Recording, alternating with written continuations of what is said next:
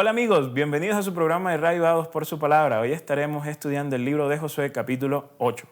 Como siempre, no se les olvide revisar el repaso de la lección de Escuela Sabática con el pastor Jonathan Márquez todos los sábados, además de día tras día el repaso diario de la lección. Vamos a orar para iniciar nuestro estudio. Buen Dios, al examinar hoy la derrota de la ciudad de Jai por el pueblo de Israel, que nosotros podamos ver a un Dios que, a pesar de que a veces el pueblo rompe el pacto, aún así decide dar otras oportunidades y sigue siendo el Dios de Israel, y en esta ocasión cumplió su promesa de seguir derrotando a las naciones cananeas. En el nombre de Jesús, amén. En el capítulo 7 vimos que el pueblo de Israel trató de conquistar la ciudad de Jai y ellos fueron derrotados. En el capítulo 8 nos vamos a dar cuenta que esta victoria finalmente llegó, que la victoria se convirtió en una realidad.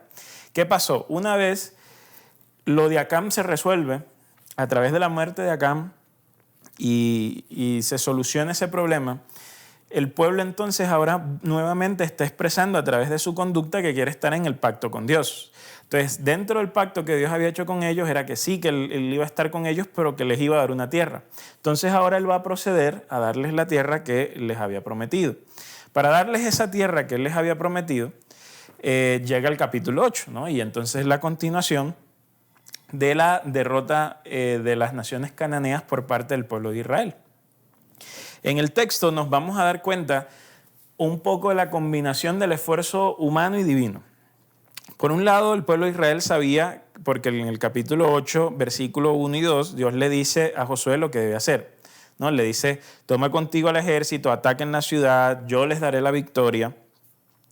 Aquí les dice en el versículo 2, harán lo mismo que hiciste con Jericó, podrán quedarse con el botín de guerra y el ganado. Esta era la diferencia. O sea, ¿qué iban a hacer con Jericó? Era que iban a quemar la ciudad.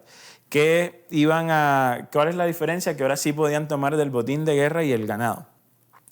Probablemente de Jericó no podían tomar del botín de guerra y ganado porque Dios les estaba enseñando el valor en este instante de las primicias. Esto es tan solo una posibilidad, no es ley de medos y persas, pero como Jericó fue la primera ciudad que ellos conquistaron del otro lado del Jordán, probablemente Dios tomó las pertenencias como botín de guerra para mostrarles a los israelitas el hecho de que Él era el general y Él era el que estaba otorgando la victoria. Entonces, de la misma forma en que las primicias de cultivos mostraban un agradecimiento a Dios porque Él era el que enviaba la lluvia, el que proveía la tierra y el que lograba que todos los ciclos funcionaran, los ciclos necesarios para producir alimentos funcionaran.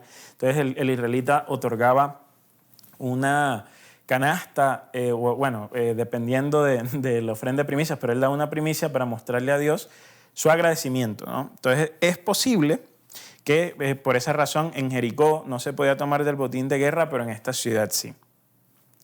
Lo cierto es que en el texto se nos habla que Josué, aunque Dios le dice prepara una emboscada, Josué le da forma a la idea de la emboscada. Entonces el texto dice que Josué se levanta con su ejército a pelear contra Jai, escoge ahora 30,000 guerreros. Recuerden que en el capítulo anterior se habían enviado a 3,000 hombres y habían sido derrotados, ¿no?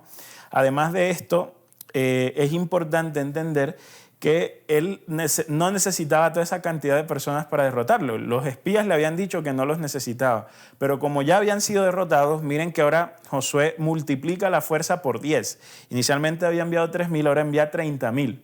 Ahora, escoge 30,000, el libro de Números nos dice que el ejército de Israel era de 600,000 personas de guerra, ¿no? Entonces él escoge 30,000. Y dice el texto, bueno, la emboscada radicaba en que el Josué y el ejército se iban a acercar a la ciudad, ¿no? Y entonces cuando los enemigos salgan, claro, los enemigos en este caso estaban confiados, ya lo habían derrotado una vez. Es como el equipo de fútbol que va y golea a otro 5-0 y cuando le vuelve a tocar a jugar, pues él espera hacer lo mismo, ya lo hemos derrotado. Pero entonces Josué está contando con ello, ¿no? En que ellos salgan a perseguirlos y cuando ellos se alejen de la ciudad, entonces el ejército, el resto del ejército sale al escondite, se apodera la ciudad, el Señor entonces allí va a dar la victoria. El resto del capítulo nos muestra es que la instrucción que Josué les da al ejército efectivamente se lleva a cabo. El versículo 10 dice que se pasa revista, todo marcha bien, los guerreros van. Entonces dice el versículo 12 que envió a 5,000 guerreros a la emboscada y entonces habían tropas que estaban de un lado y del otro. Lo mismo, entonces se ejecuta, Josué y los que iban con él fingen ser derrotados. En el versículo 16 dice que los de Jai salen, en el 17 dice que no quedó a nadie que pudiese proteger la ciudad y por lo tanto el resto de la historia es que Israel toma posesión de la ciudad, la quema, se apodera de ella y al rey lo capturan vivo para entregarlo a Josué, ¿no? Ese día mueren todos en la ciudad se quema y el rey de Jai se cuelga. Esto era sencillamente una práctica común para demostrar que alguien había sido derrotado, ¿no? ¿Qué lecciones aprendemos nosotros del capítulo 8 de Josué? Por un lado está la combinación, como decía, del esfuerzo humano y divino. Dios le dice a Josué, haz una emboscada. Pero no le dice los detalles de la emboscada, simplemente dice, haz una emboscada. Josué, como estratega militar y sobre todo como persona que le había aprendido a Moisés de estrategia, toma y diseña y dice, bueno, si yo salgo y fingimos que nos van a derrotar, ellos seguramente saldrán, ya nos derrotaron una vez, entonces esto hace que la probabilidad de que salgan es mucho más alta, entonces luego viene el ejército y entonces entra a la ciudad, la conquista, no van a haber hombres que la puedan defender. A veces nosotros creemos que poner las cosas en las manos de Dios implica hacer cero esfuerzo por nuestra parte. A veces también pensamos que la solución a los problemas es orar y ya está. Entonces, no es que orar esté mal. Como dice un buen colega, la oración es para las cosas extraordinarias, pero para las cosas ordinarias necesitamos de nuestras manos y pies y de nuestro esfuerzo para avanzar. Entonces, a veces es como, por poner una historia muy charra, es cuando un estudiante dice, Señor, ayúdame para el examen. Pero el estudiante dice, ayúdame para el examen y no estudia. Entonces, así no puede haber nada. Y aunque muchos dirán en la historia del estudiante, es obvio que el estudiante tiene que hacer algo, a veces en nuestra vida pensamos que es así. Señor, ayúdame a conseguir tal cosa. Señor, yo quiero comprar no sé qué. Y esperamos que de repente Dios nos mande un ángel y nos coloque un paquete en la puerta de la casa y esa va a ser la solución para el problema. Pero lo que nosotros vemos aquí es para que el pueblo de Israel hubiese podido tener victoria sobre la ciudad de Jai, hubo una combinación entre la estrategia y la astucia militar de Josué y la bendición de Dios. Y de la misma manera nosotros necesitamos también astucia, inteligencia, trabajar, sí, pero también el pensar y el ver cuál es la mejor estrategia y la mejor ruta para alcanzar un objetivo. Y entonces pedir la bendición de Dios para que alcancemos ese objetivo junto con Él. No es un asunto de que Dios va a hacer lo que yo puedo hacer. Dios me va a acompañar a hacer lo que yo puedo hacer y me dará la bendición para ello. Entonces, esa es una de las lecciones muy importantes a rescatar de Josué capítulo 8.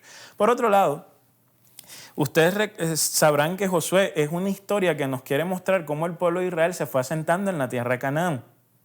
Entonces, desde un punto de vista no tanto espiritual, sino más de un punto de vista histórico, nos muestra cómo Israel va avanzando.